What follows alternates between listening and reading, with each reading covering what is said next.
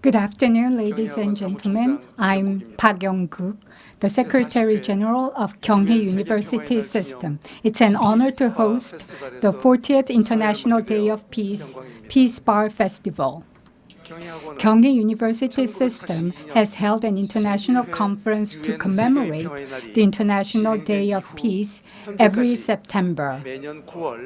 Every September, we have been celebrating the commemoration of the International Day of Peace with an international conference.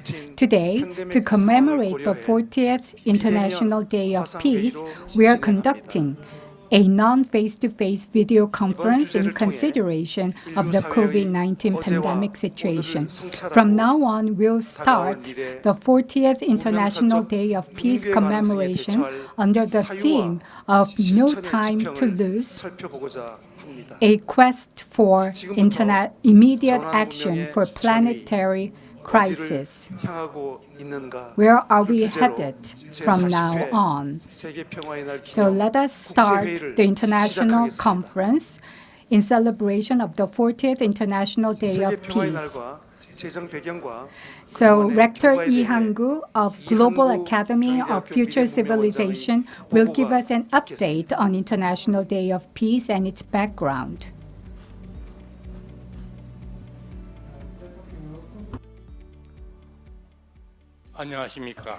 Good afternoon, ladies and gentlemen.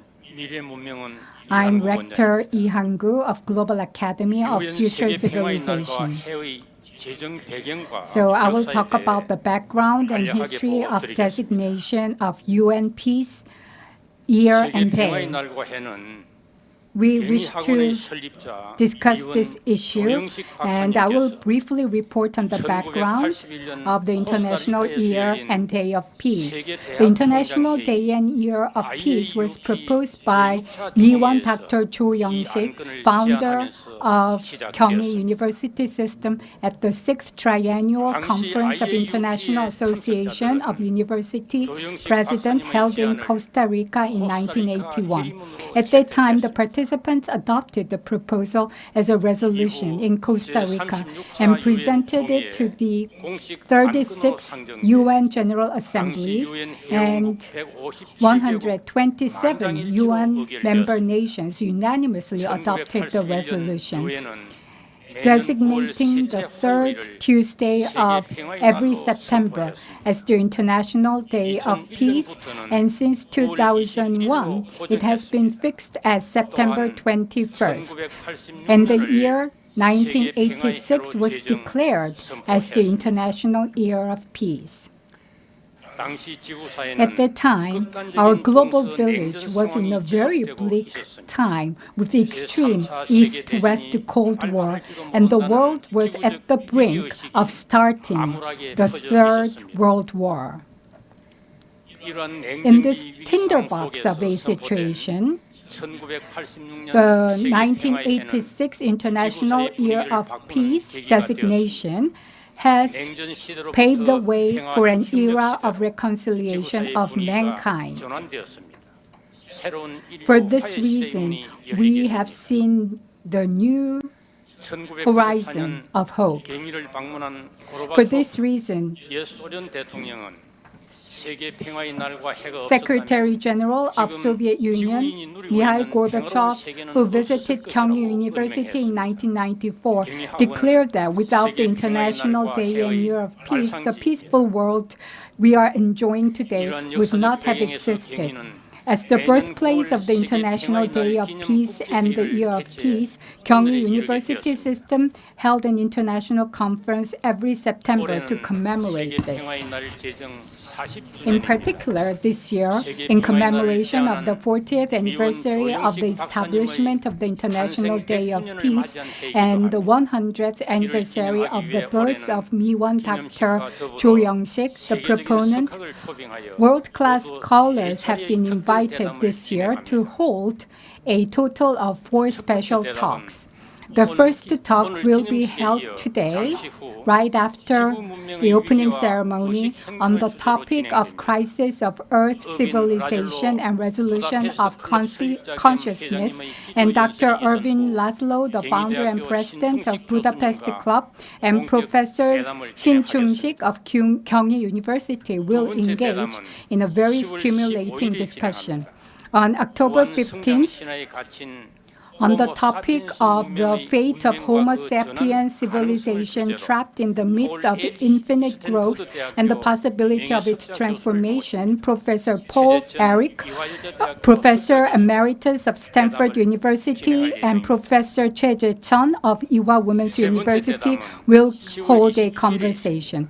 The third talk will take place on October 29th. Harvard University Professor Avi Loeb and Seoul National University Professor Lee Hyung-mok, and with the theme of external intelligent life visits to the solar system. Will the Earth identity and destiny be rewritten?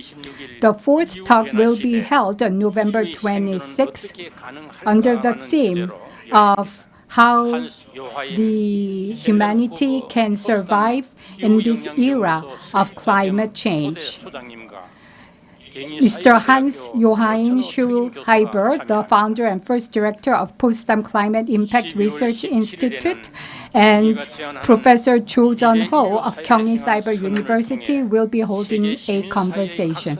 I would like to conclude the progress report on the International Day of Peace in anticipation of the special interest and participation of the entire human society in dialogue on the history of civilization, asking the path to a transitional civilization. Thank you very much for your attention.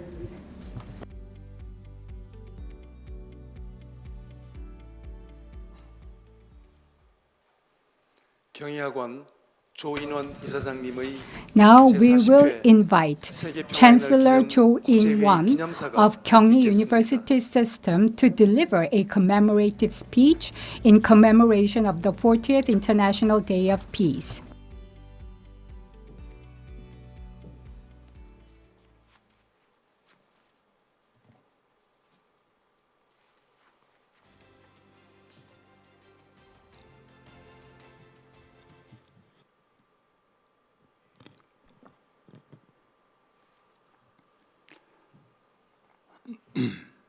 Good afternoon, ladies and gentlemen. It's a pleasure to meet you all today, and it's a great honor to meet you in this very important occasion of the 40th anniversary of the UN International Day of Peace.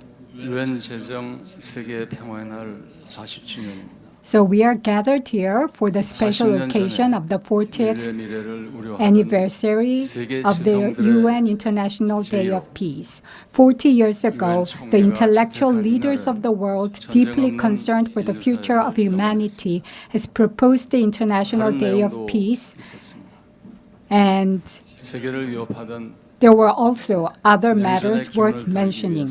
To ease the tension caused by the Cold War, the year 1986 has been designated as the year of international peace. During those days, Soviet General Secretary Mikhail Gorbachev, who pushed ahead with perestroika, has said in his speech at the Council of Europe that the humanity is now living in the most tumultuous period of human history. Technological progress has greatly improved our physical conditions of living, but the ensuing danger is gravely threatening the entire humanity. I propose that we should dismantle all nuclear weapons in the world by the end of this century. These were the words of General Secretary Mikhail Gorbachev. The atmosphere of reconciliation was brought about by the agreement between the US and Soviet Union, but this hope lasted only shortly. Political interest for quantum dynamics for interconnected world were emphasized through several speeches, but the embers of hope were soon doused. The seed of transitional worldview has been trapped in the historical inertia of conflict and confrontation. And they began to wander around again without bearing fruit. The tragedy of history did not end here. Around the same time, in 1988, there was another historical incident in the U.S. Congress. NASA scientist James Hansen has testified as follows regarding the situation that might play a critical role in the future of humanity. He said global warming is caused by human industrial activities, and if the temperature of the Earth rises beyond 1.5 degrees above pre-industrialization level, there will be irreversible climate catastrophe. 30 years later, his testimony proves to be truly spot on. He has very accurately predicted the climate change trend we are experiencing right now. Climate and environment and ecological problems all over the world are aggravating day by day. The repeated warning by the UN Secretary General Guterres. The sixth mass extinction identified by the academia and the international community, the hottest temperature since the rise of Homo sapiens, extreme environmental destruction, worries and concerns over the possibility of the collapse of Earth habitat are growing. Albert Camus' insight into the existential meaning of humanity under the glaring sun in the desert of the last century. Our individual feelings and experiences are something that can never be detached from existential project. But we need to transcend this. We need to try to understand the source of our very individual survival and existence. Existential philosopher Karl Jaspers has reminisced on the meaning of the encompassing amid the crisis of modern civilization, whose future has been left to mechanical reasoning and behavioral norms. This means transcendental project that talks about our reality and unlimited possibility of existence. This word implies a very clear meaning.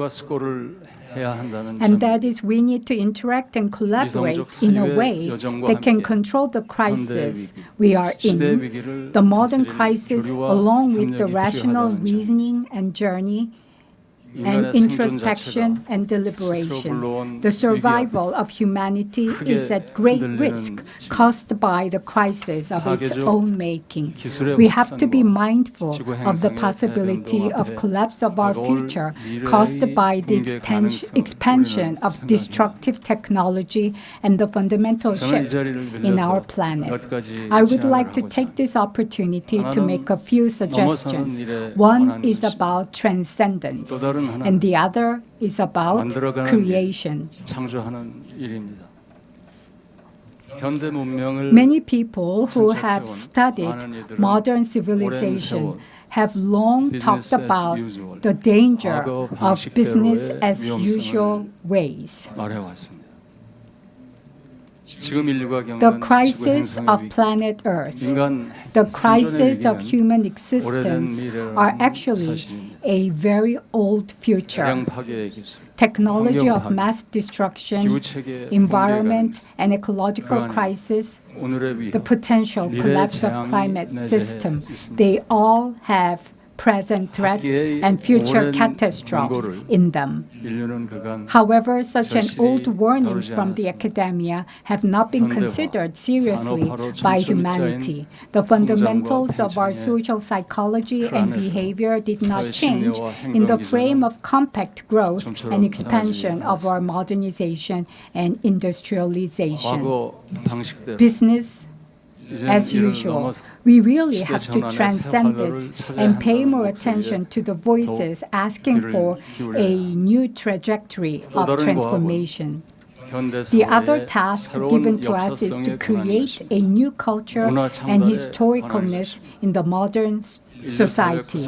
Individuals in human society, each and every one of them, live their lives in the true identity that they belong to. They live their lives in accordance with their individual historicality, the historicality of modern age, ideology, and culture of our state, politics, norms, and practices. This is the main axis of our modern lives. Such motivation of history will be vindicated as long as we hold on to the last threat of modern civilization. However, given the fact that the politics that underlie our reality does not hold the solution for the global challenges, we must also remember that politics have neglected the challenges that we are facing now. The individuals and citizens facing the crisis really need to find new paths to perception. Civic consciousness and world consciousness. It is vitally important to invoke such consciousness within ourselves. We need to understand the urgency of the crisis and respond as soon as possible. We need to bring our energy, intelligence, and wisdom together. We are truly going through the crisis of our civilization that could truly bring down our lives piece by piece, according to the words of a veteran scholar. Along with that reality, we are also given a choice between internationalism or extinction. As UN Secretary General Guterres has put in strong words, it might as well be a choice between surrender or hope. This is the time when civic consciousness and world consciousness are really critical. We need to go beyond the real politic that is preoccupied by short-term political time frame and begin to open the door of new consciousness and actions for sustainable future. Politics as usual will never be enough. I believe the starting point is to initiate a human revolution from within to maintain life, safety, and individual expression. We need to start creating the politics for life sphere and create sustainable conditions for our lives through our new consciousness and power of cooperation.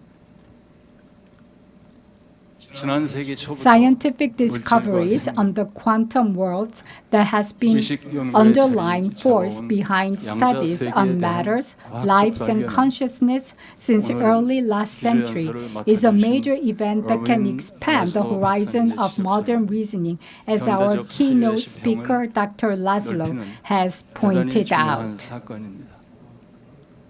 The inspiration on the holistic worldview coming from the integrated reasoning that cuts across the West and the East and the ancient Western and Eastern philosophies could be an alternative for resolving challenges in modern reasoning and actions.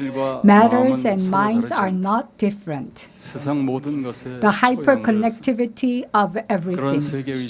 Such consciousness of the world is now gaining attention of people searching for human life and truth of our times.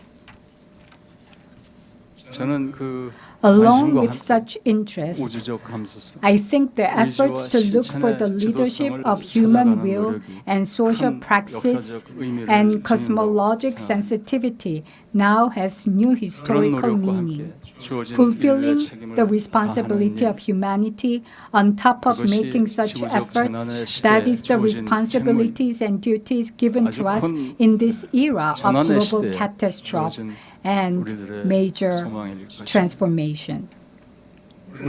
We are going through an unprecedentedly painful pandemic. We need to find an exit out of this tribulation and into hope. At the same time, we need to pass on responsible politics to our future generations so that they can benefit from our individual and collective intelligence and respond to the catastrophe in our civilization. We need to return the future to the future generations, and that is the responsibility of our generation. The axis of human existence and actions is shifting now. The axis is shifting to responsible politics, world consciousness, and transcends the boundaries of modern society and modern politics. We need to wisely pull off this shift by actively seeking the alternatives and global discourse. That is the task that will offer us a new horizon of hope and new path to hope. Thank you very much for your attention.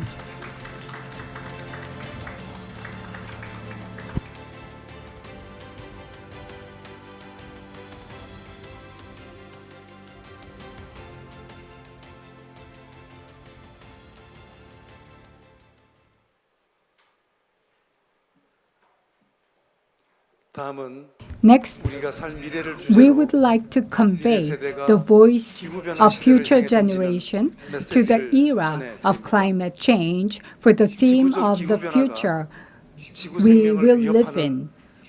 Global climate change is threatening all life on Earth, causing a grave ecological threat. The humanity is now moving closer to the critical point of our civilization. The daily lives and aspirations of our future generations are at risk. We have to pay attention to the voice of our future generation. We have to understand what is the proper direction for our civilization is and why it is so urgent for us to act for our climate now. 지구온난화, 해수면 상승, 이상기온, 지구의 종말, 환경오염.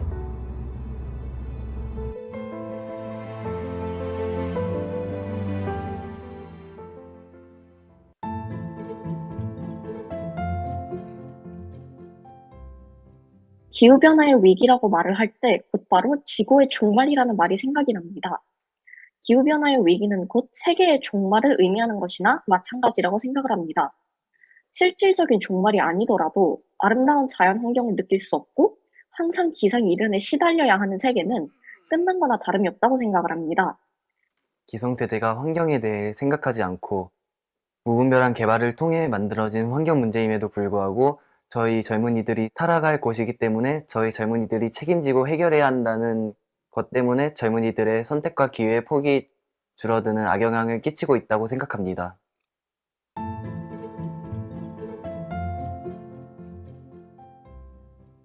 멀지 않은 미래에 우리가 이러한 문제들로 인해서 재앙이 덮치게 될 것입니다. 그렇다면 이건 누구의 잘못일까요? 우리 모두의 책임 아닐까요? 나라의 상황에 따라 차이가 날 수도 있지만 대다수의 인류는 이를 거부하고 비판하기보다는 수용하기를 택했고 그 결과 인류는 에어컨, 자동차 등을 이용하여 삶의 질을 높였으며 이를 삶의 일부로 여기고 당연하게 사용하고 있습니다. 이에 관하여 특정인에게 책임을 묻기보다는 인류 전체의 책임이라고 생각합니다.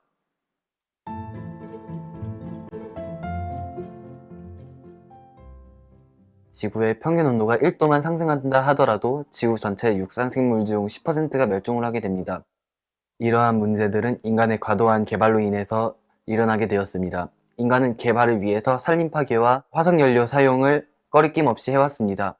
그렇게 되면서 온실효과가 일어났고 지구의 온도는 올라가기 시작하면서 대멸종의 시작이 된 것 같습니다. 무분별한 산업발전으로 인해 세운 공장들부터 아무렇지 않게 켜둔 형광등과 에어컨 등 모든 것이 기후위기가 심화된 계기가 됐다고 생각합니다. 이렇게 지구가 기후변화 위기로 힘든 상황이라고 티를 내고 있는데 인간들이 그것을 알아채지 못하고 자원을 그냥 사용해버린 것이 가장 큰 잘못이라고 생각합니다.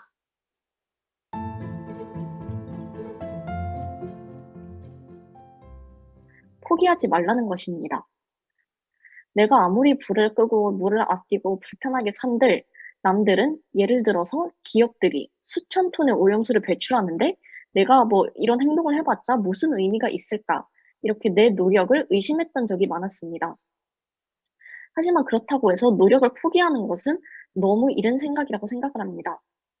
뭐 어떻게 보면 늦었다고 말을 할 수 있지만 그렇다고 해서 실천을 포기해버리는 것은 그거야말로 너무 무책임한 생각이라고 하고 조금 늦었다고 생각한 만큼 더 열심히 해서 뭐 이거를 갱생하려는 노력이라도 해봐야 한다고 생각합니다.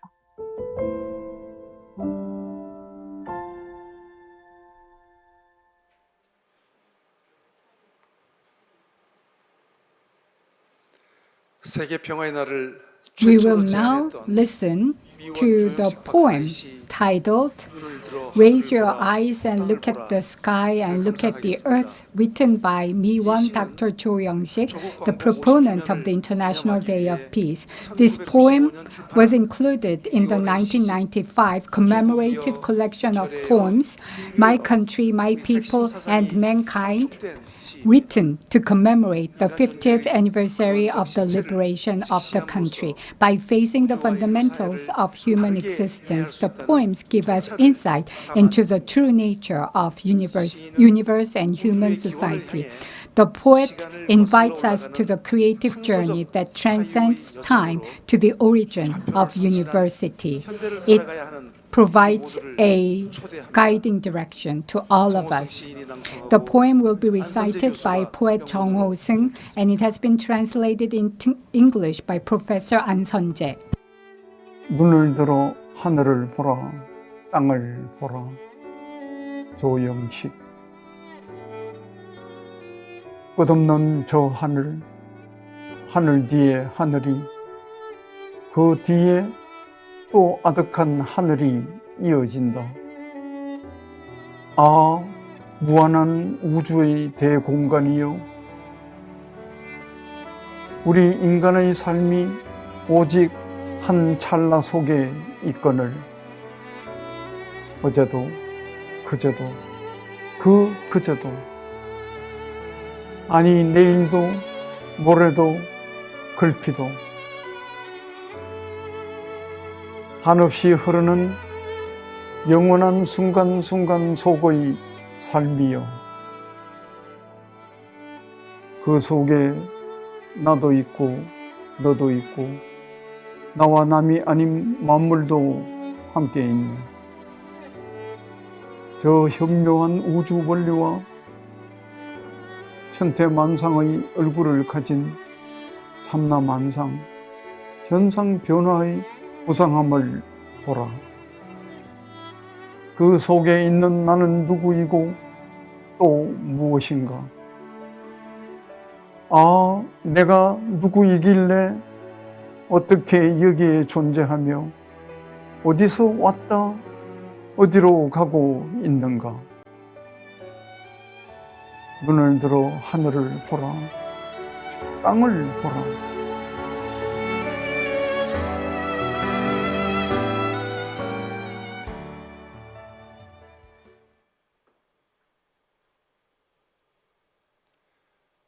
얼빈 라슬로 박사님의 Now we are going to hear a keynote speech by Dr. Ervin László. Dr. Ervin László is the distinguished philosopher of science, system theorist, integration theorist, co-founder of the Club of Rome, and founder and president of the Club of Budapest. In particular, Mi-won Dr. Cho Young-sik and Dr. László have worked as co-editors of the World Peace Encyclopedia, and Dr. László has had a very close relationship with Kyung University system in many ways. Please welcome Dr. Ervin László.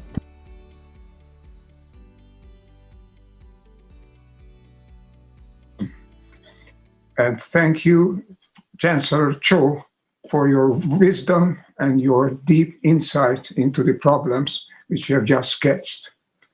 My keynote speech is going to focus on the emergency, on the crisis through which we live, and the hope, the opportunity for change that this offers at the same time.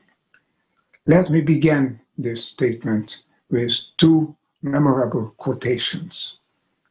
One of them goes like this: in the face of an absolutely unprecedented emergency, society has no choice but to take dramatic action to avert a collapse of civilization. Either we will change our ways and build an entirely new kind of global society, or they will be changed for us. This is signed Gro Harlem Brundtland, former Prime Minister of Norway and Chair of the United Nations World Commission on Environment and Development. Let me give you now another quote.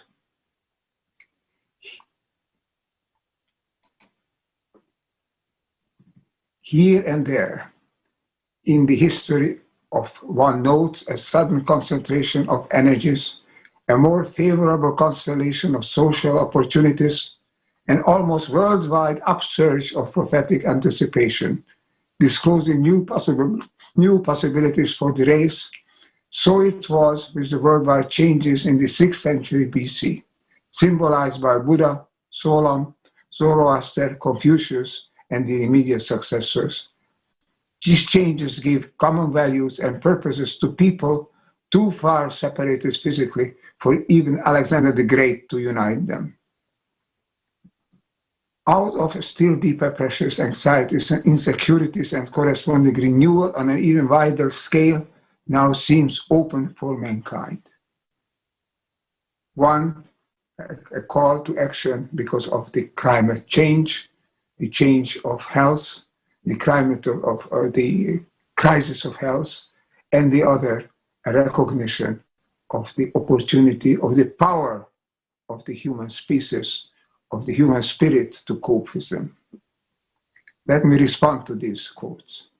I would say first, yes, Madame Brundtland, this is an unprecedented emergency.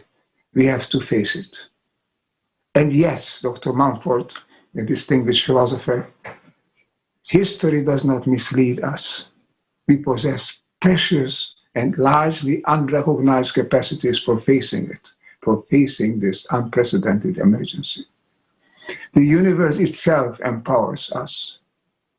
I believe, in my science research, I can claim this, there is a force in the universe that is powerful and effective and is encoded in us, in every cell of our brain and body.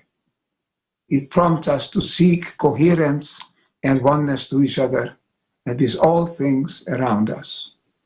This is an attraction, a tropism, a motivation rooted in our psyche, and it is real and effective, whether we know it or not. But it is more effective when we know it, because then we can align with it. We can build a better world by going with this cosmic force. This doesn't mean that we can sit back and entrust our fortunes to this force.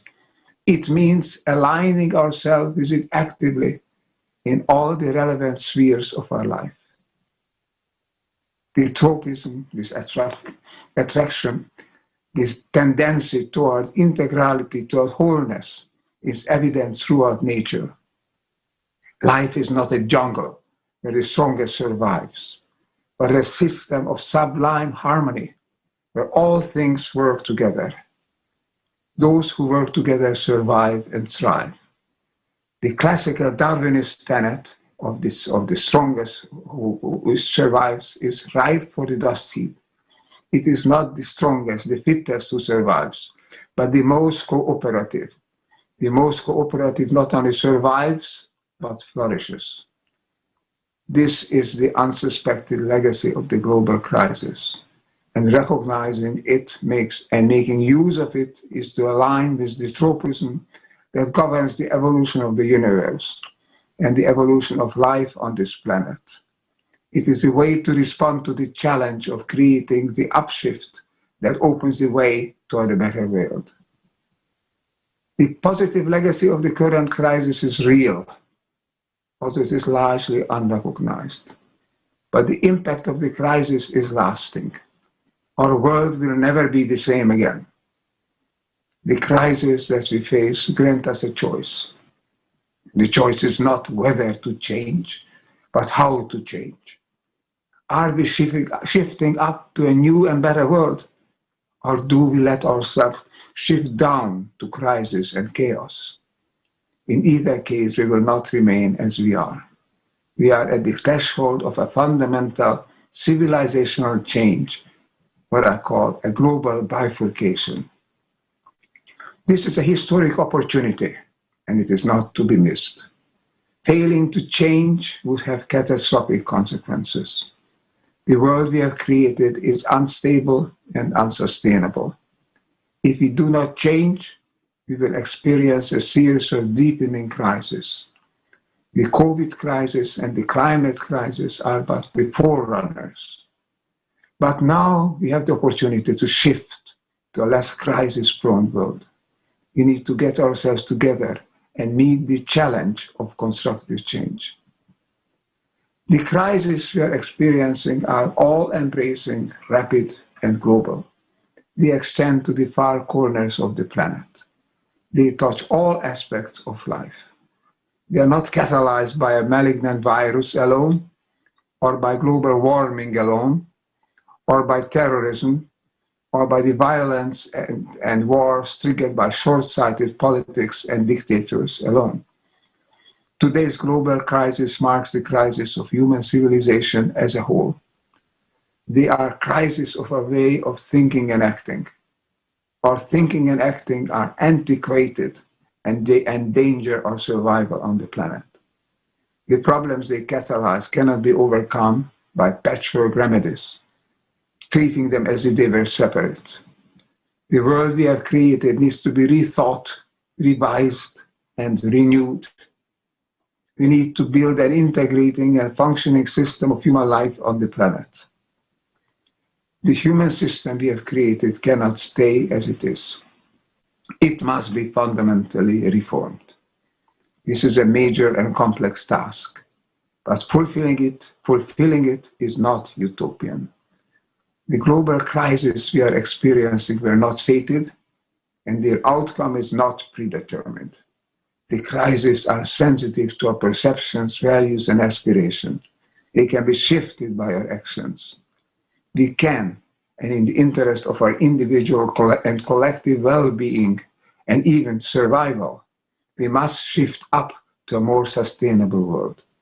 We must do away with the sword of Damocles hanging over our head. We must liberate ourselves from the specter of more and ever deeper crisis. At this point in history, we are granting an opportunity. There is hope. There is possibility. Given significant indeterminacy in the system of humanity, we can influence, even critically influence, the way it evolves. Backed by the discovery of the force of evolution, we can create the decisive fluctuation, the small but potent, but cyberneticians, philosophers call the initial kick that launches our world on the positive way and the positive trajectory of its evolution.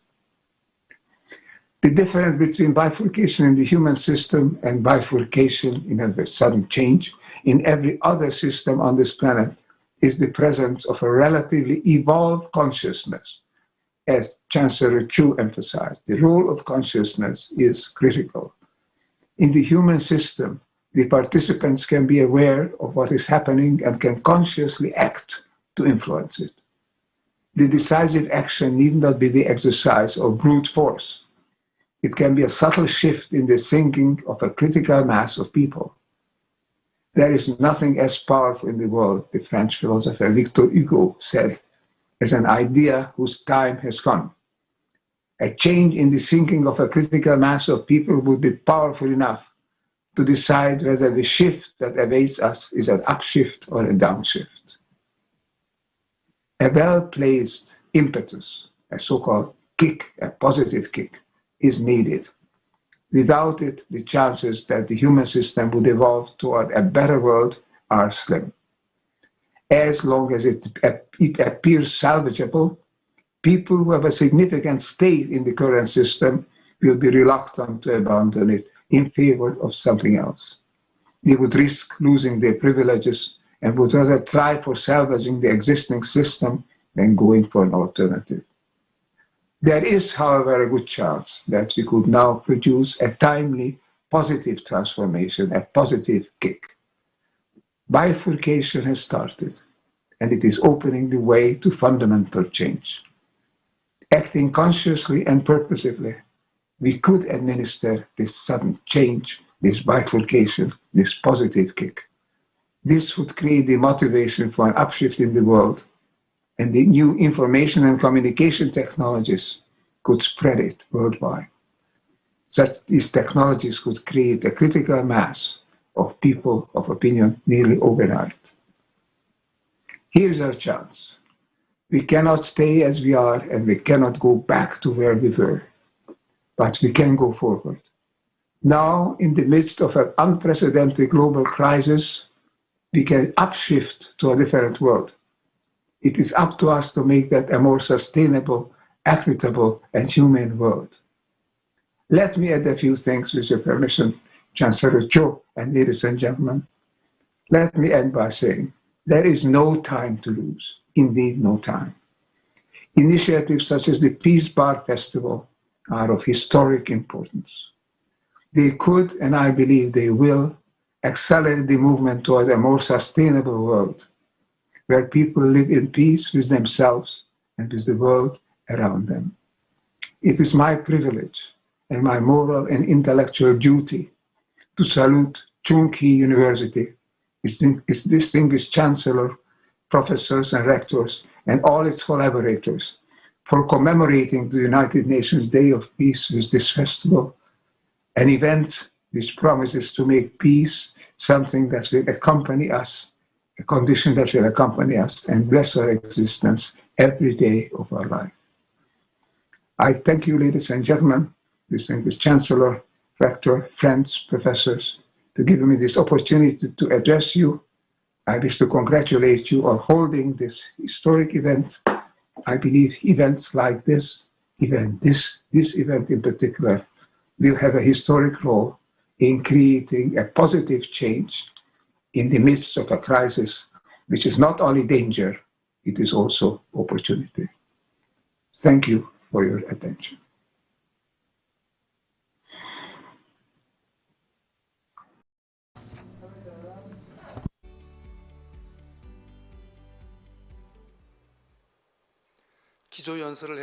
Thank you very much, Dr. Ervin László, for the wonderful keynote address. Now, Ringo Starr, a member of the Beatles, dedicated a song titled "Now the Time Has Come" to the United States to commemorate the International Day of Peace in 2016. This song has been composed for the International Day of Peace, and since then the song has been a symbol of the Day of Peace. And even for one day, if the citizens of the world can put an end to destruction and world and realize peace and love, that their wish is reflected in this song.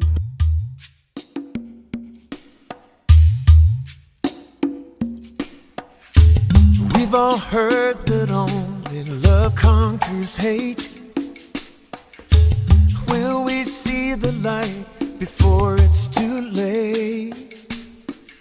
Skies are getting dark, tears of sorrow falling.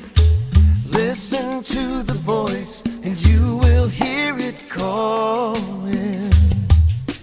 Now the time has come. Time has come.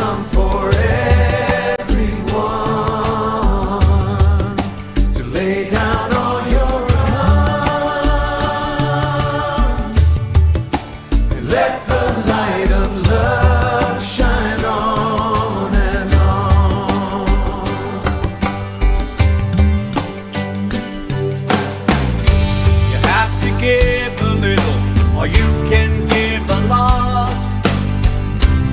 Let them know that they're not forgot. Let's open up our hearts, may all the violence cease. Let's all come together on this day of peace. If we are one for all and all for one, then there is only love when it's all said and done. We're living in a world that's constantly creating, so it lies within us all. The children, they are waiting. Now the time has come. Time has come for everyone to lay down all your guns and live a life of peace and love. We can make this world a better place. Love for all mankind, that's the only way. Take away the homelessness, take away the grief. Give them shelter, take them up off the street. We all know it's time. Now the time has come. Time has come for everyone to lay down all your guns. Let the light of love shine on everybody. Now the time has come. Time has come for everyone to lay down all your guns. Let the light of love shine on them all. Now the time has come. Time has come for everyone to lay down all your guns and live a life of peace and love. Peace and love. Peace and love. Very nice. That sounds great.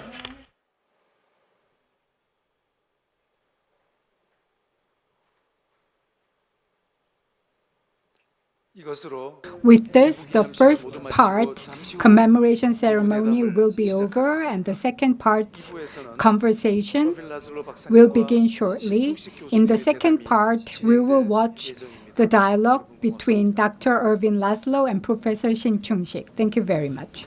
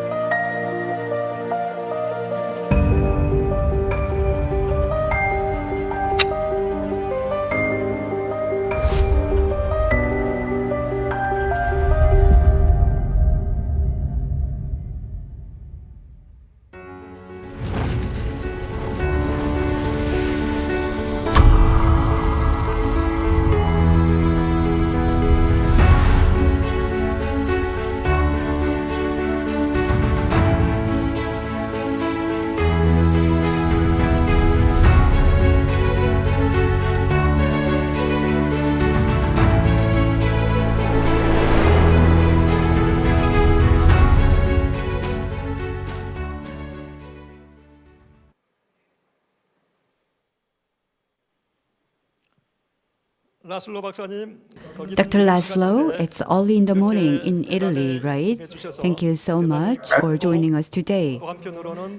It's a pleasure to meet you, but in a way, I'm sorry that you are joining in such an early day.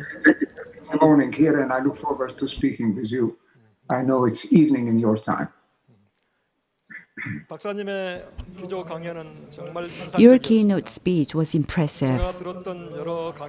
Among the lectures that I heard, you included a lot of criticisms, and it was very timely keynote speech.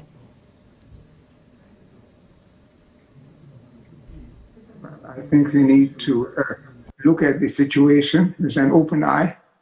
We need to criticize, to be critical, but we also need to know what are the options opening for us, what we can do, what are the possibilities. And I try to show that a global crisis is not only a danger, it's also an opportunity for change, because the system that has been dominating the human world for the past century at least, a mechanistic, technology-based, Newtonian physics type of a system, is now no longer functioning, and it is loosening up. More and more people are questioning it.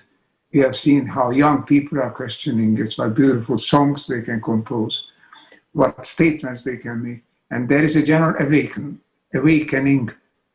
We have seen this awakening in the video that we just looked at, and I am truly appreciated. Actually, I'm amazed and somewhat shocked, even in a positive sense, how much clarity there can be in the videos, in the communications that you have presented in this Peace Bar Festival. We need to wake up, and this is a strong call, a wake-up call, and I congratulate you and your colleagues for making it.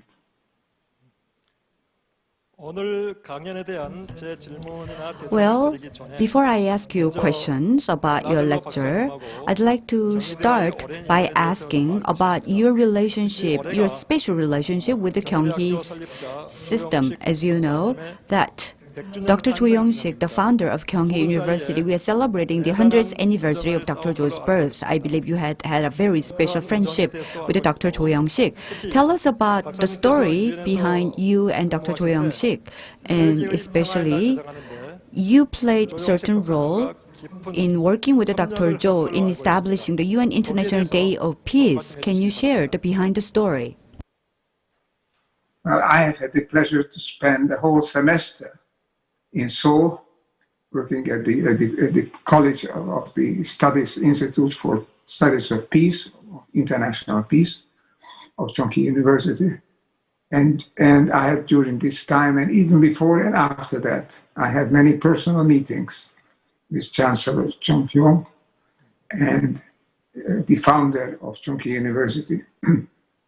I found him a person who is modest, who is simple, who is very dedicated, and he knows very clearly his mind and what he wants to do. And he's very dedicated to the human life, knowing that we need to join together, collaborate on the cooperative level among the nations and states of this world, get together the leaders together. He's always wanted to get together the leaders, the presidents of the universities, as well as the peace leaders, and creating the International Day of Peace, among other things. So I have been very impressed by his quiet but firm determination to work for a more sustainable and more peaceful world. 두 분이 우리 시대의 선구자이자 모든 일에 어떤 출발점을 제공해 주는 것 같습니다. The two leaders are the pioneers of this era, suggesting a starting point for all of us. We have two parts of questions. First, I will ask questions about your keynote speech, and I have read various books and your autobiography, and I am very much interested in your life in general.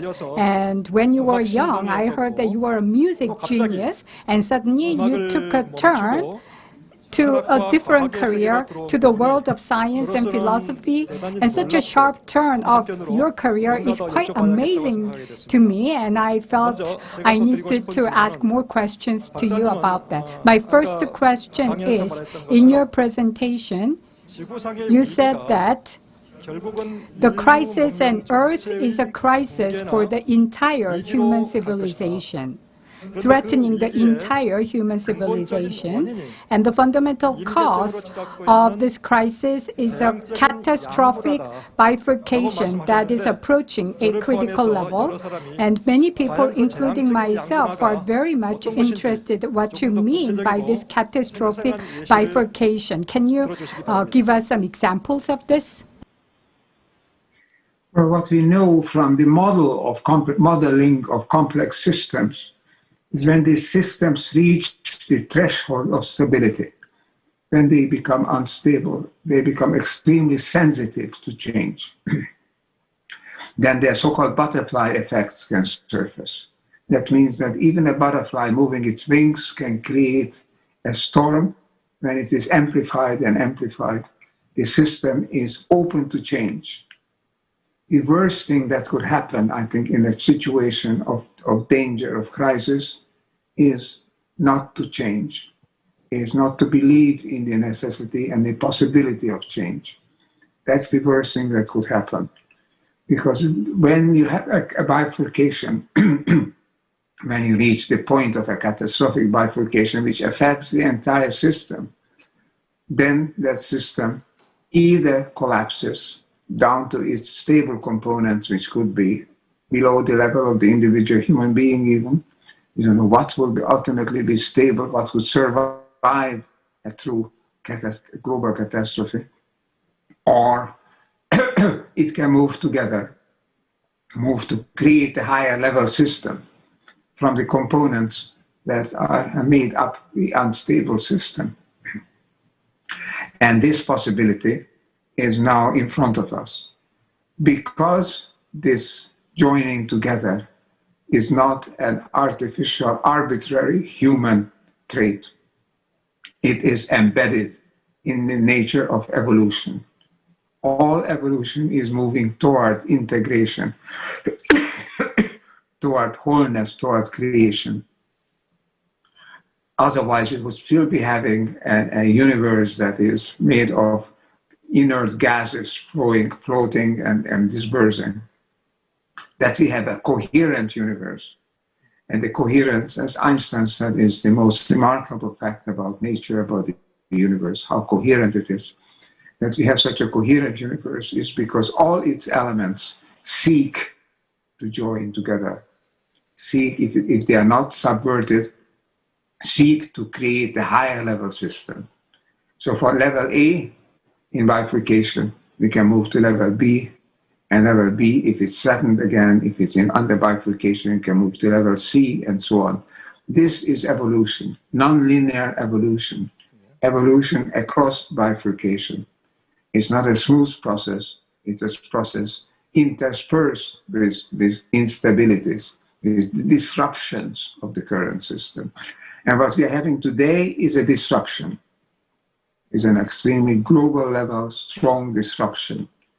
It has been initiated, catalyzed by the virus, the COVID-19 virus.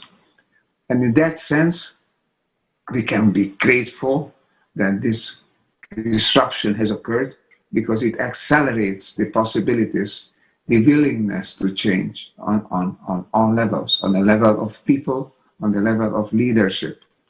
It calls attention to the unsustainability of our system. It calls attention to the global outreach of everything that occurs in the system. As I said in my speech, our crisis is global level. It embraces all aspects of life and all populations. And that system is becoming unstable, as it evidently is now, through climate change, through the virus, also through violence, and through intolerance, through exhausting of the resources that we need, through the unprecedented and unminded competition that goes, single-minded competition that is for wealth and for power. all of these factors are rendering the system unstable. And all of these factors need to be taken into account as we join together to create where these factors are not at odds with each other, but they join together. Just as the human body joins together, all cells, all organs of the human body, they are not the same, they are very diverse, but they don't work at opposite ends. If a part of that human system, the body, is not collaborating with the rest, then it's a disease in the body. And it can also endanger the body. As a typical case is cancer, a group of cells that is only growing without regard regarding the effect on other parts of the system.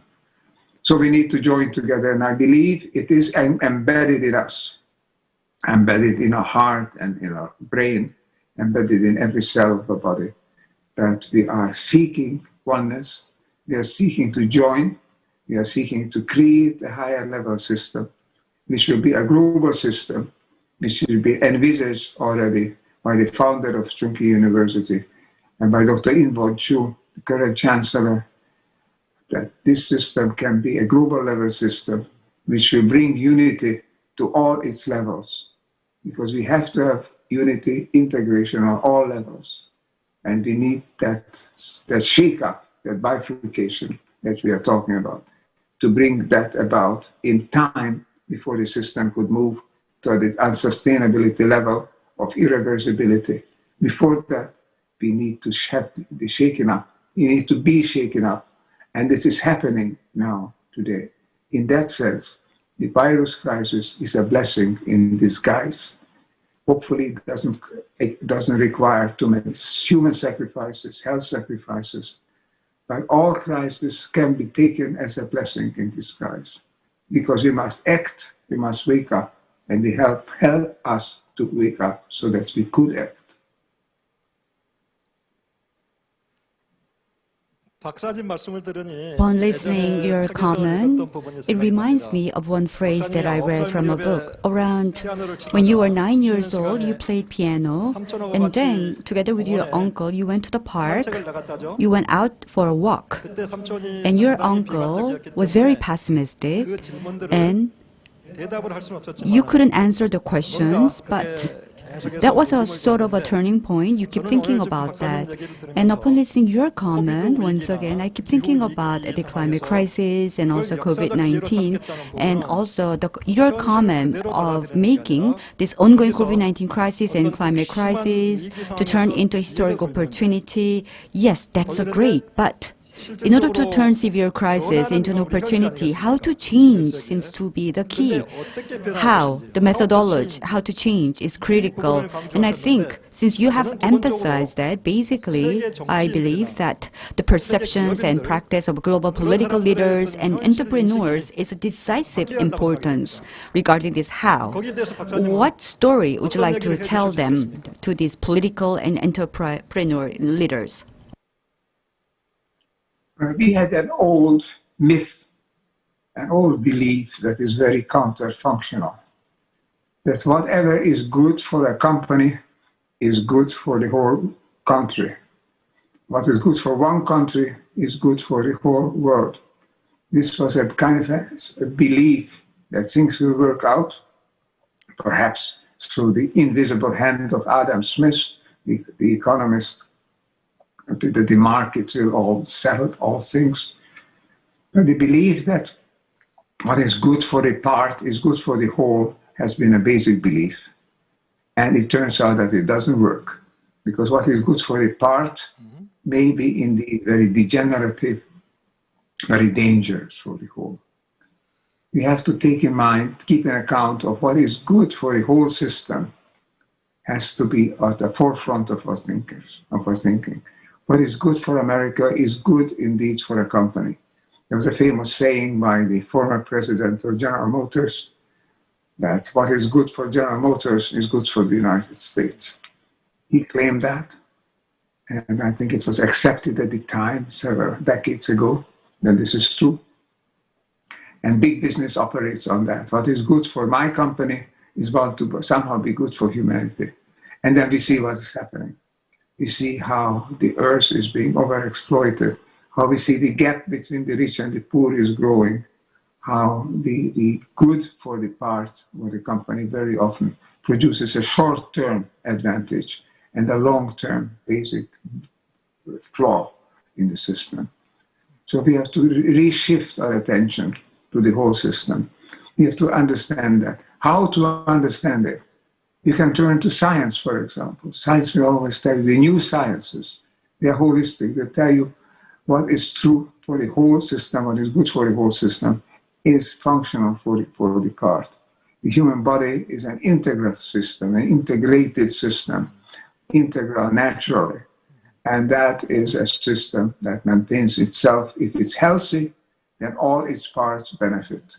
And if the human individual is truly healthy, it also is a positive factor in its environment. The human individual that is exploitative of its environment and trying to dominate others, that is an aberration, that is a fault in the system. We need to return to the idea that the overall system of life on Earth is the priority. Is that what we must maintain? Then we can cope with global crises such as climate change and flooding and all the relevant, all the collateral problems, because we are looking at the overall system. What causes that flooding? What causes that dryness, that desiccation? What causes the violence? What motivates? Unsustainability, inequality, conflict, unbridled competition. These are all elements that were present in the current system. They all have to be overcome. They are no longer the time to exercise that kind of individualism where only the one individual or the one company, the one nation is at the forefront. We must create a collaborative world, a world where all people share and that together they maintain in a form of sustainability that allows all elements of the system to live, to survive, indeed to thrive. Well, entrepreneurs and political leaders need to wake up and they need to collaborate, they need to start right away. However, fundamentally, civic society, they need to change as well. Well, Doctor, do you remember among the books that I read, Individualism, Collectivism, and Political Power? That's your book. And in your book, you have experienced Hungarian Revolution. Let me say that in English. Spontaneous collectivism. Spontaneous collectivism. You use the terminology of spontaneous collectivisms. And my question is about spontaneous collectivisms, which you discussed in your book. So, no matter what happens, we need to survive, we need to exist. And in terms of the practice, among your books, I keep thinking about this spontaneous collectivisms. You have presented a couple of ideas at the time. You talk about culture. We need to strengthen culture. We need to empower culture. You mentioned that. You stress that point. At the same time, you talk about exploring our own selves, knowing our own self, and also we need to explore religious and experimental things, and also the quantum science and scientific methodology. We need to mobilize that. You talk about that. So my question is, you know that Socrates, as mentioned, know thyself, and expanding that, know thyself as a part of interconnected, rapidly changing world. Among the interconnected world, in the rapidly changing world, how can we know ourselves? Because Socrates mentions that know thyself is critical, and you also emphasize the interconnectedness. And how could you connect these leaders and civil society of the importance of the interconnections? Can you elaborate on that? Well, we have to get, as you rightly say, we have to get the leaders to create a new paradigm, to work on the basis of a new paradigm. Not separateness, not just exaggerated individuality, not exaggerated collectivism either, but to find a systemic approach. where all people, all systems are both part and whole. They are like the ancient legend of Janus, the Janus-faced entity that has two faces, forward and backward. And one face is always the part. We are parts, yes. We are parts, but we are also part of a larger system. And we have to fit ourselves into that larger system. But we are at the same time wholes, of the parts that make us up. We are both. And we must maintain ourselves as a two-faced, Janus-faced system. And that is something that world leaders and people both need to understand. On the level of the world leaders, business leaders, political leaders, we are treating ourselves or individuals also as whole systems. And we try to show and make these systems operate as a whole system. We are also parts, we are also systems within that system. And we have to be aligned with the overall system. We need to have coherence, unity, integration on all levels. On the levels where the quantum join together to make atoms, on the level where stellar systems join together in galaxies, and galaxies join together in the meta-galaxies. So there are various levels. This is a multi-level system. It's a fractal system. It repeats, the dynamic repeats on all its levels. We have to get the top level, yes. We have to also get the bottom level. The bottom level, let me just add that, the bottom level is the spontaneous worldview, not necessarily conscious, but spontaneous and yet effective worldview of people in the everyday level of society. People who work, people who live without studying, without asking themselves too many questions formally, but they have a worldview, and that view reflects their personality, their consciousness.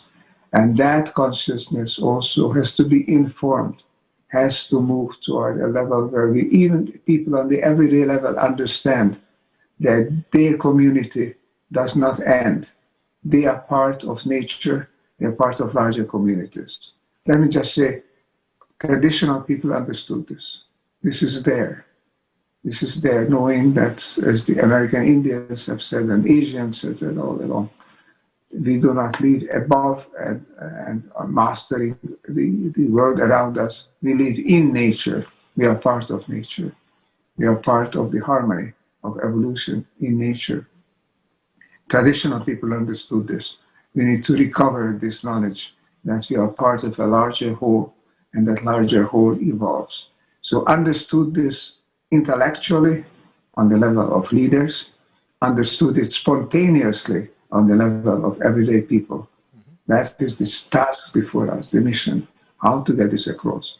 We need education, not in the old sense of educating people, but in the new sense of organizations, institutions of learning, where we can learn together, where we can dip into the deeper wisdom that comes through spirituality, that also comes through science, where religion, science, and spirituality join together to show that we are all systems living together, and we have subverted this system, and it's time to come back where we can again live together as a functioning part of the larger whole.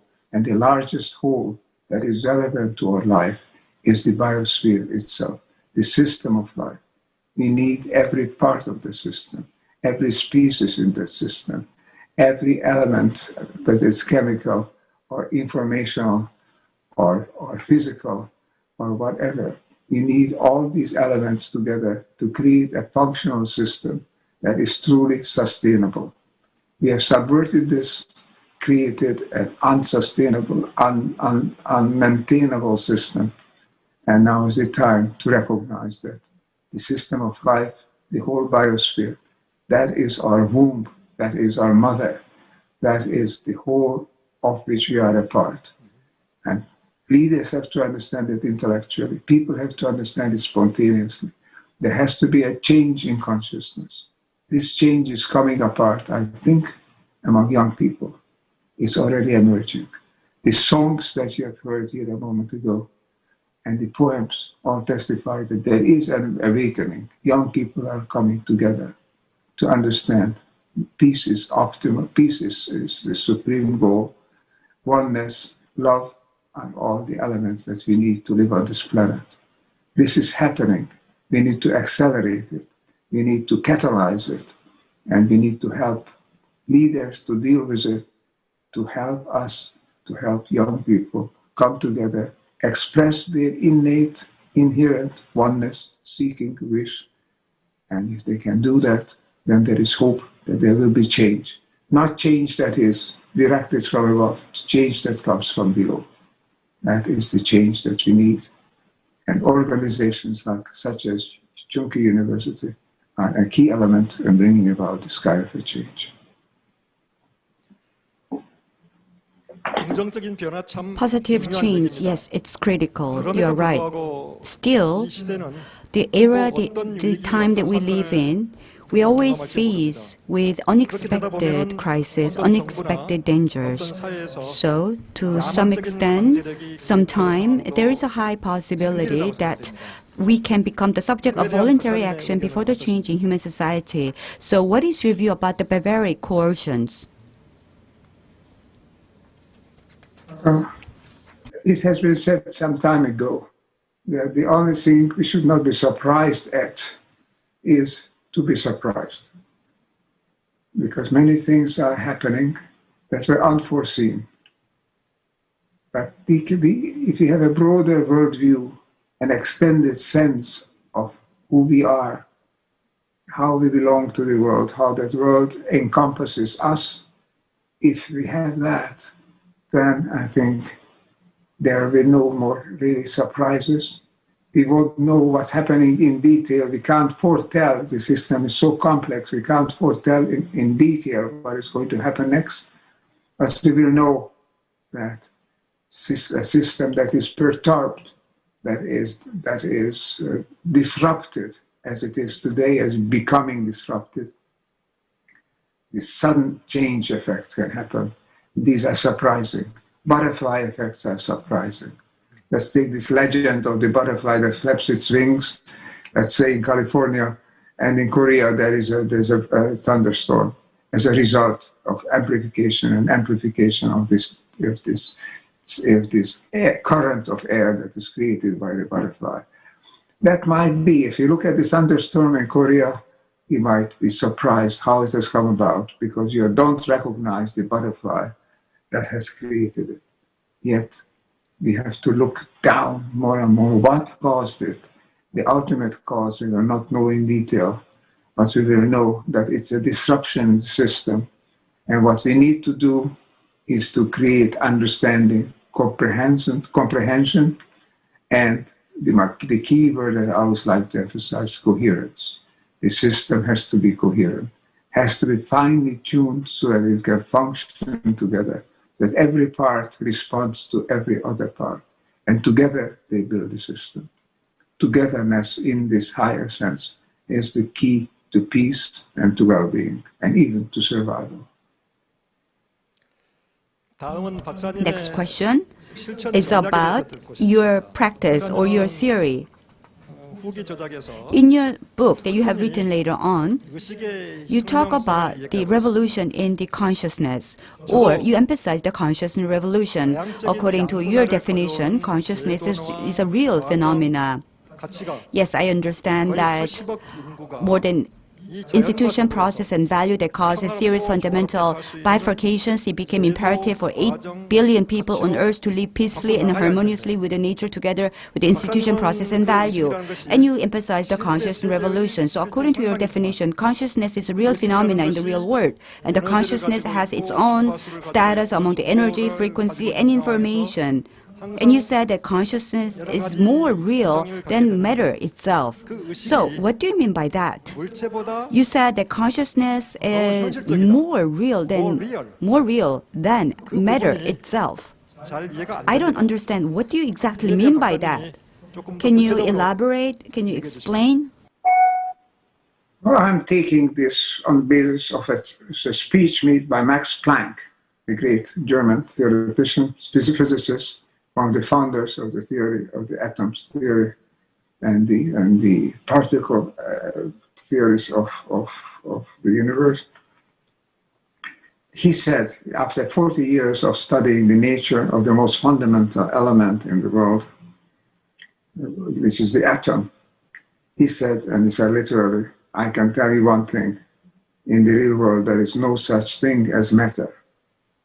Of course, we need to explain that. By matter, he meant something that exists independently of the others. Originally, Democritus thought that matter is indivisible, is the ultimate unit. Now it turns out that our particles are not material particles, and they are not indivisible. They can be divided. They can be disrupted. They can be broken down to the small elements. When you break down material particles, you don't find anything that is matter. We find what is basically swirls and patterns of energy. Energy being governed by something that we can best call information. The ultimate reality is what I like to call informed energy. Energy which is the effective agent, but which acts in the world.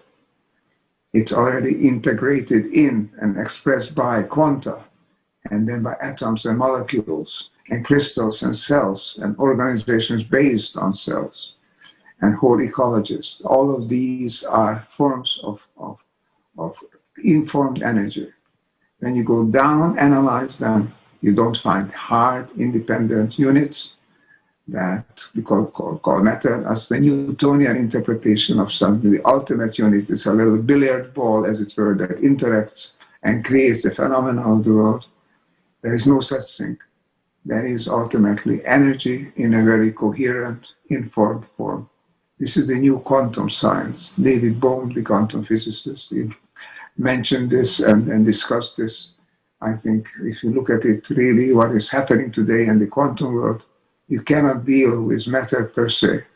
You are dealing with organization, with systems, with wave propagations, with specific forms of coding of these waves in certain specific forms of frequency and phase and amplitude.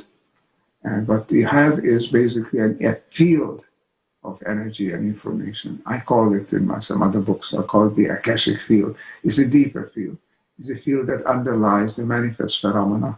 It's not a material field. It's not matter that is partaking in this field.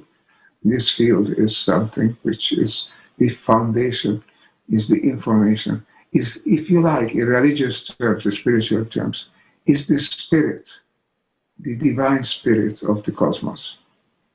That's the religious, spiritual manifestation of it. In terms of science, it's the unified field, it's the grand unified field, or the zero-point field, in which all things are embedded and from which all things originate. So an entirely new vision of the world, new vision of physical reality. We are not material, separate beings. We are interconnected, interacting, integrated elements of informed energy. 대단히 영감을 주는 말씀이십니다. Very inspiring comment. Yes, you call this Akashic field, and I have keen interest in this Akashic field. According to the Oriental philosophy, we talk a lot about Akashic field. And you said that consciousness is a cosmic phenomena. In other words, consciousness around Century 3, you heard about this. We emphasize the concept of the cosmic consciousness, and although I fully agree with you, the problem is, depending on the situation, there are good, evil. We need to distinguish between goodness and evilness. However, if consciousness is not generated through the turbine called the brain, but rather the human brain is merely receiver of the consciousness, how can we distinguish between goodness and evilness? And sometimes we insist that we are right, but how can we make it justifiable? How can we do that? So tell us about that. Well, you have to take into account that this is not a random universe. It's not a universe where anything happens. Anything that can happen will happen. It's a selective universe. It's a universe in which the coherence that we find in nature is already coded in it. It's already there. It was there at the Big Bang when this whole evolutionary process started. The little elements of energy that became concretized as quanta, they are not random. They're random phenomena. They had already all the elements, all the laws of nature were operating in them that have appeared later on. So we have to deal with a universe which is oriented in a specific direction. We can derive our concept of good and bad in reference to this direction. In a very simple, but I think profound way, you can say, what is good is what is aligned with evolution. What is good, what helps the elements to come together in integral wholeness. What is bad, what is evil, is what disrupts systems, what creates fragmentation, what creates conflict, degeneration. So in reference to the built-in tropism, which I call the holotropic tropism, holotropic attractor, just this attractor, a tropism toward wholeness, that is the key element. If we are aligned with it, we are a positive factor. We can call it the good, as philosophers have called it over the centuries. If we are in conflict with it, if we are attempt to oppose it, even unconsciously, even without recognizing that we do that, if we work against it, as for example, this exaggerated individualism and love of the part rather than of the whole, if he does that, that's not good. That's equivalent to evil. Not evil in a conscious way in which people are setting out to do harm, but acting in a way that they actually do harm. That is anyway a form of evil. And for me, to my mind, that's the only real form of evil. The rest of the perceived consciousness form, we can deal with it. We can try to educate, we can try to discuss. But when you're spontaneously working against the whole, that is the real evil. Fortunately, I think it's rare. Truly, we are all spontaneously good people. We are good living systems. All living systems seek to be one. And we are living systems and we seek that. So fundamentally, I believe that human nature is good. But the human consciousness can subvert it and can be a superficial consciousness which disrupts this goodness, this tendency toward wholeness and creates a downward spiral toward chaos, toward the separation of the whole into the fragmentation into the part. That, to my mind, is the evil in the world. And a truly enlightened consciousness, a developed and evolved consciousness is working toward wholeness, is working toward integration, toward harmony. As I know, harmony, I think, is a very basic notion in Oriental philosophy, very much put into action in the political, economic, and social sphere as well. It is very basic. It expresses what is good in us. It expresses what is good in the human being. Dr. László, I agree with you on many points, but Doctor, you have talked about quantum physics and the underlying cosmic consciousness you have talked about, it's difficult to separate good from evil. And if we accept your theory, another thing that we should consider is the matter of language. Language is our reality, and it's a matter of our existence. And consciousness and language, and when you emphasize consciousness so much, then the language that we use to communicate could be reduced to an instrument. When the language is reduced to an instrument, this matter of consciousness, can it be linked to action? Well, consciousness, we can look at it in a sense of superficially what goes on in our mind. That's the traditional old-fashioned concept. We can look at it also, and of course what goes on in our mind is very much a product of the way we respond to our environment, very much a product of our brain and our nervous system. It's the old paradigm, the old concept of consciousness. In the newer concept, consciousness is much deeper. It is what you call cosmic consciousness. It is the consciousness which exists in the world, of which the brain is not a producer, but a transformer. The brain is something that transmits that consciousness which exists in the world. And that deeper consciousness is intrinsically and inherently good. It is the transformation of it, the transmission of it that can be flawed, that can be mistaken. And the consciousness that exists in the world is the consciousness of a holotropic attractor. It's a consciousness of holism, of an attraction of one part to another, the attraction toward harmony, toward oneness, which is expressed then, for example, like in the song that we have heard now half an hour ago, 40 minutes ago, the song of love, putting down our guns and living a life of love. That is an expression through language, and in this case also through music, of that deep holotropism that is there in nature. We have to encourage that.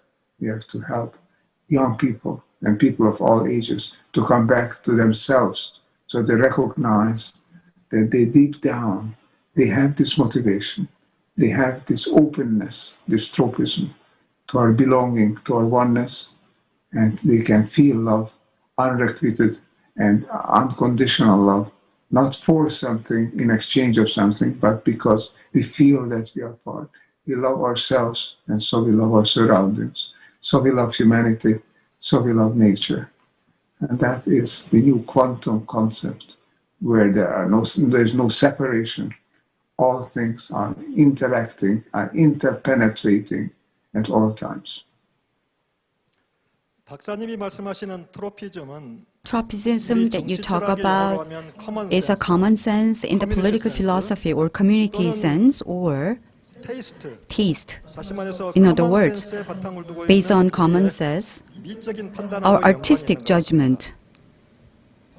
So, when you talk about consciousness revolution, we need to put them into practice. How can we do that? Can you please tell us? Because in your early book, you talk about, in the last chapter of the Essential Society, you emphasize the importance of aesthetic experience, aesthetic and religious experience.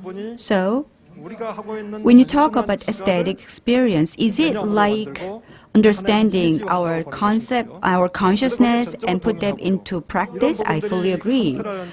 Kant or Hanna, other philosophers talked about that, and they expressed this as a universal judgment. And tropism that you talk about is very important. So, based on that, let me pose another question. You are aging, right? And you emphasize the importance of the religious experience.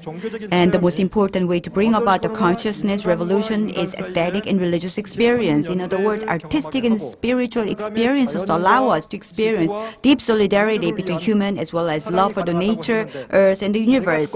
What I'd like to hear from you is that I don't look at you as a philosopher, but you are an artist, you are a born genius, and you are a prodigy of the pianist. So, aesthetic and religious experience transform our simple perception into concept. Please share your position as an artist rather than philosopher. Tell us about it.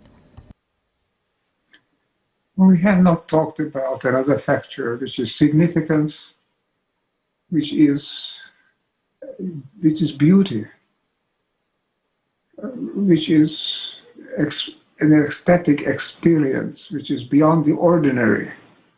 It can be catalyzed by music, by poetry, by dance, by all the any of the plastic arts, so by drama, by novels, by literature. We can create an experience, which we call the aesthetic experience, which is an experience of significance, and the experience which can perceive as beauty, as something that is beautiful. And that, I think, is one way of communicating, sharing, let's say, sharing that oneness drive, that orientation toward oneness and integration, which is inherent in us, by producing, by creating works. We can't all produce masterworks in music or in art of any form. We can appreciate it. We can join in a song. We can appreciate a poem. We can talk to each other in ways that we can extol and highlight the good, the love which is there in each of us, in all of us. So we can put it into practice through the aesthetic experience. My origin in coming into this in philosophy, as you well know since you read in my early books, it was come from music. So because in music you encountered this significant experience, which you feel love, then I was trying to see how is that related to the world at last. Is it really a part of the world? And then, of course, you start to inquire, and it's not difficult, not easy to stop. You must continue to inquire. And so I shifted from a profession of music to a profession which is really a mission in philosophy and in global affairs. It was a natural shift. It's just the shifts on the surface. Deep down, it's the same thing. What I had previously sought instinctively, intuitively, and spontaneously, seeking meaning, seeking significance, seeking coherence and beauty, that I tried to continue to seek rationally through science and through philosophy. So in a way, it was not that real bottom change. It was a surface change. In fact, my son is a musician, and I hope he can also be a philosopher and a musician. But he doesn't have enough time playing music, so he gave up on reading philosophy. So he loves music more than philosophy for now. And recently, I have read your autobiography, Simply Genius, Other State from My Life, and in that book, virtuoso pianist, I could see a glimpse of this virtuoso pianist, but during his time, he studied philosophy, left memos for the philosophy. So if your mother wasn't your mentor, and if you have become a philosophist from the beginning, what kind of philosopher do you think you would have become? I think you are a Renaissance man, truly Renaissance man who is talented in many areas, and such Renaissance man when it comes to scientific philosophy, and you have turned towards philosophy. So do you think you had more philosophy DNA in you, or was it for more general success or accomplishment in your life? I was not seeking philosophy as a profession, just the same way as I was not seeking music as a profession either. I was not concerned with the external aspects of it. I was not concerned just to publish more or to get my ideas across or to be sharp when I criticizing others. I'm not concerned with this typical academic parts of philosophy as a negative sense of philosophy. Philosophy is the search for wisdom, for truth. Philosophia, a love of wisdom. And it's the same search that I had when I was playing the piano. It was instinctive. It was to me. I was trained as a concert pianist. But then, what my mother said to me, for example, now play it with feeling. We used to say that because first you play it to study, to memorize the score, you know, and then you get your fingers to obey you to do that, to play it right. But then we sit down and forget all that, forget the technique, the mechanism, and just get the feeling of it. So my mother used to say, now sit down and play it with feeling.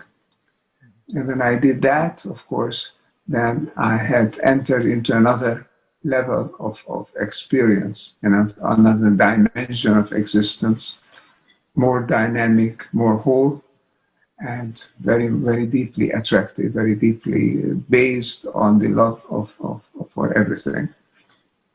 So basically, I have continued to search, to seek. In a way, you can call it egoistic, because I was searching to understand my own understanding. But then when I reach any level of understanding, however modest it may be, that I feel has some element of truth and value, then I was intent on sharing it. You're sharing it in music by playing concerts. You're sharing it in philosophy by giving lectures and by writing it down in philosophical treatises.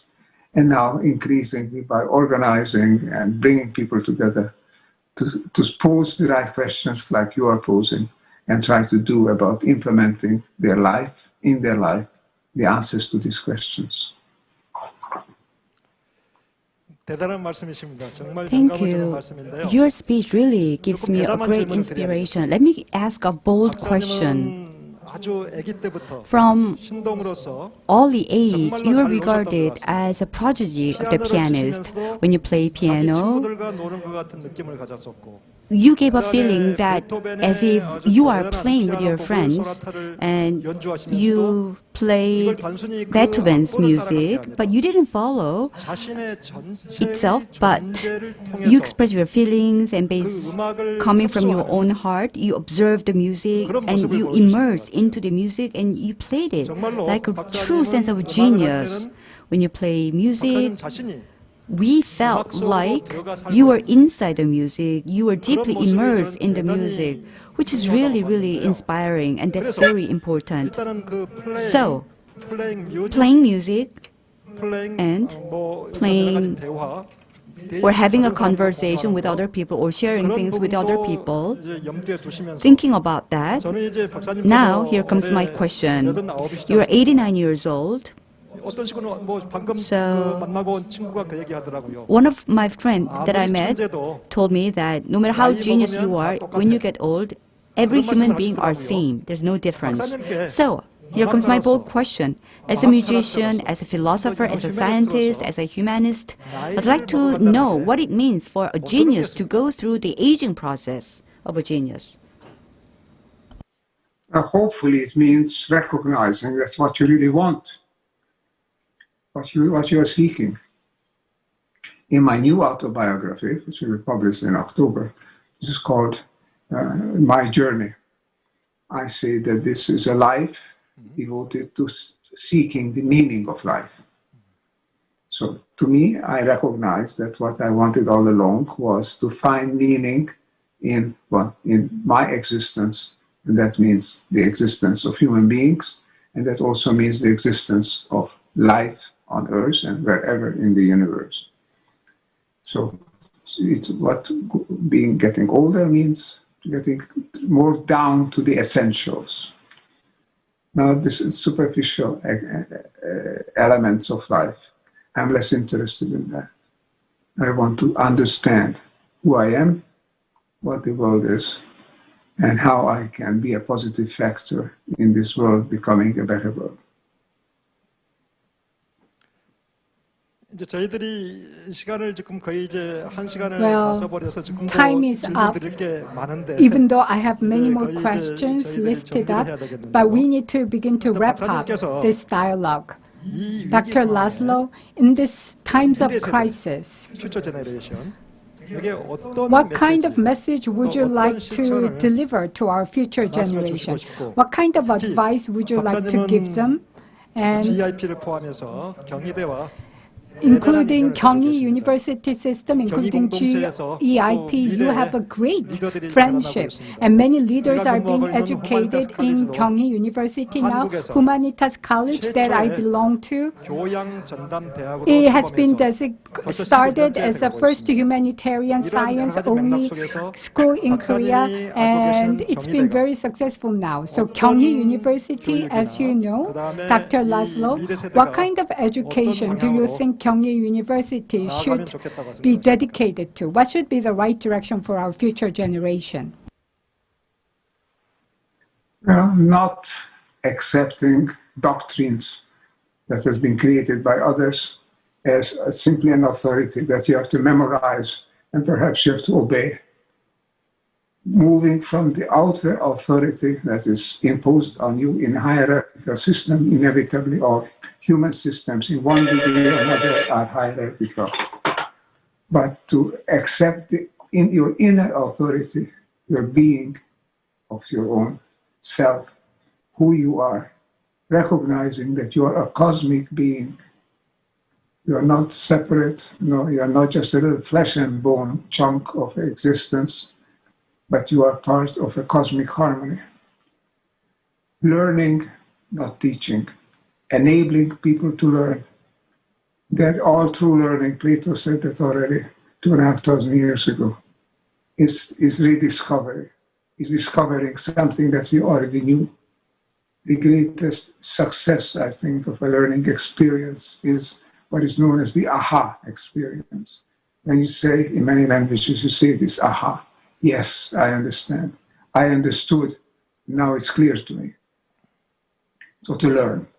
To come together and learn, yet use for reference the great insights, the great works in science and in art, in philosophy, in music, wherever. But use it as reference and otherwise pursue your own way. Understand that you are part of a miraculous, wonderful universe that works towards higher and higher level of integration and harmony, and pursue that.